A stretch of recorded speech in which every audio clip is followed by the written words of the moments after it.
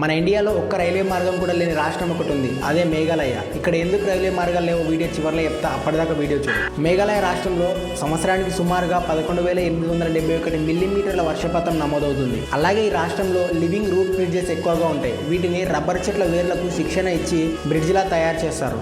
మన మొత్తం ఆసియా ఖండంలోనే అత్యంత పరిశుభ్రమైన విలేజ్ మౌలిన్నాంగ్ మేఘాలయలోనే ఉంది. ఇక్కడ జనాలు శుభ్రతకు ఎక్కువగా ప్రాధాన్యతనిస్తారు.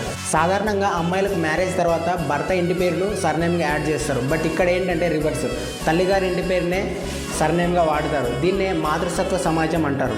ఈ రాష్ట్రంలో మేఘాలయ కోల్, అలాగే సున్నపు రాయి, యురేనియం వంటి ఖనిజ సంపదలు దొరుకుతాయి.